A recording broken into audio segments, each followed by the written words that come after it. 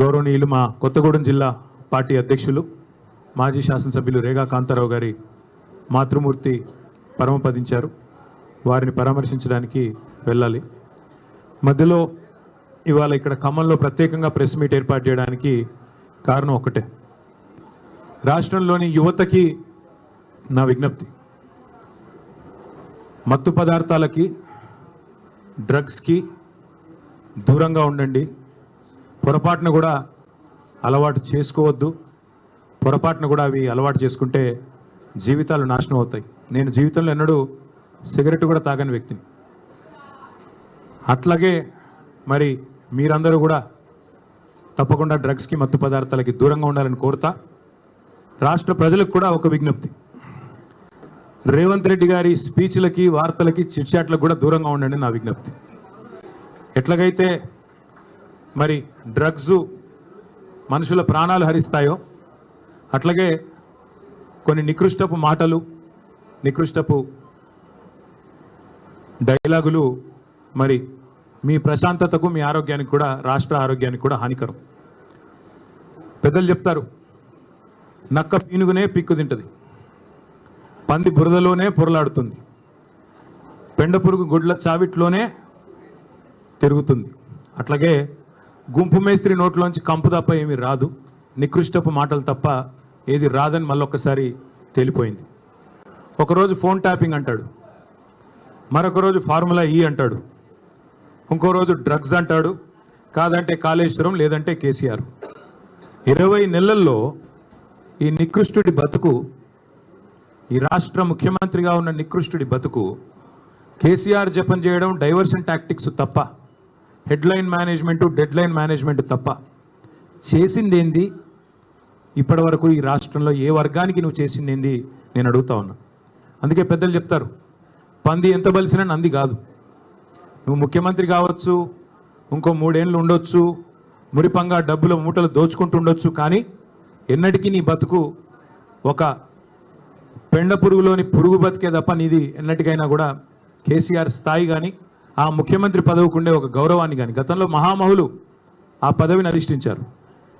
ఓ విజయభాస్కర్ రెడ్డి గారు, ఓ ఎన్టీ రామారావు గారు, ఒక రాజశేఖర రెడ్డి గారు, ఓ చంద్రబాబు నాయుడు గారు, ఓ కేసీఆర్ గారు.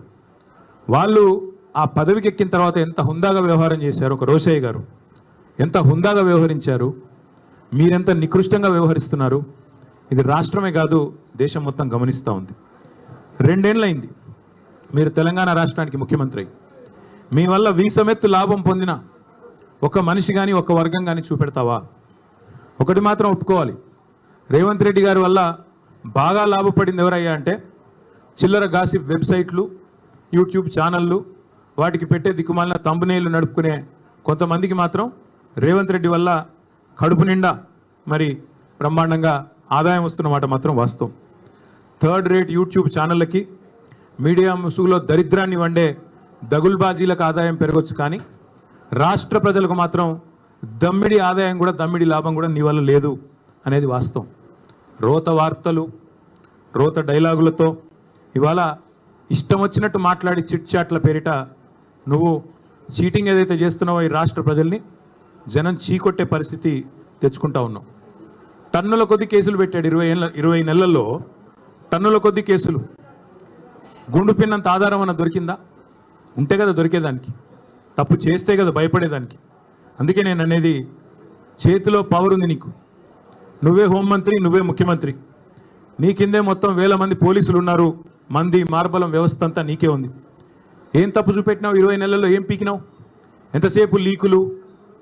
అప్పట్లో ఏదో సినిమాలో ఆయన గ్రీకు వీరుడు అనేవాళ్ళు, ఈయన లీకు వీరుడు.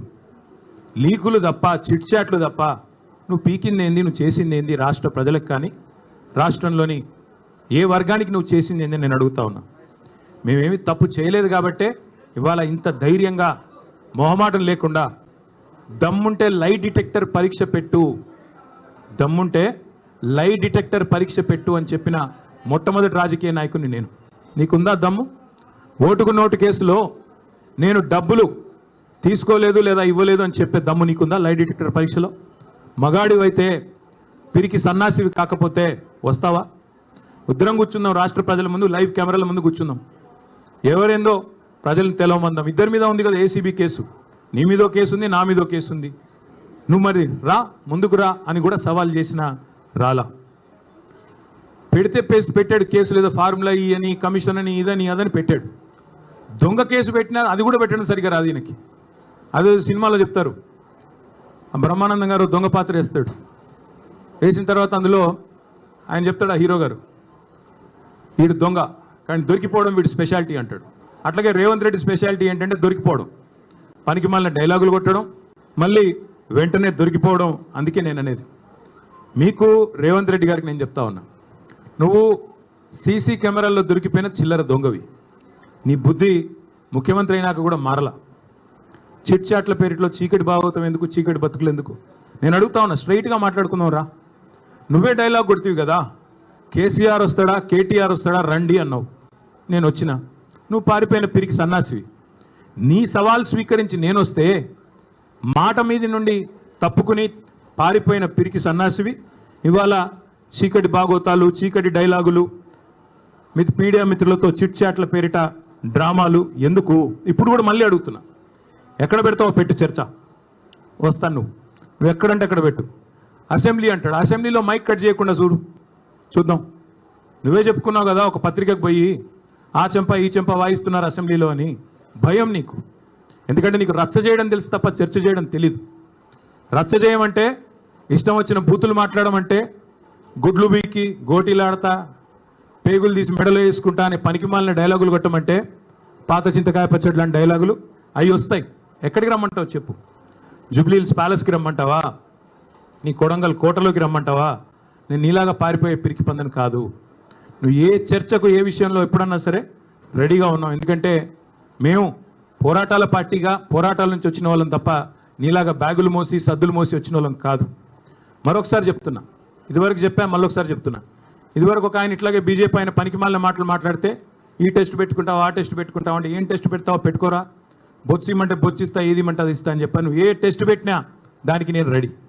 మరి నేను అడుగుతా ఉన్నా రేవంత్ రెడ్డిని, ఆయన కుటుంబ సభ్యులకు కూడా అడుగుతా ఉన్నా, నేను ఆయన కుటుంబ సభ్యులకి విజ్ఞప్తి చేస్తూ ఉన్నా, రేవంత్ రెడ్డి గారి కుటుంబ సభ్యులకి, కాన్వాయ్లో తిరగడం, సెటిల్మెంట్లు చేయడం, బెదిరించి చందాలు గుంజుకోవడం ఇది ఒకటే కాదు.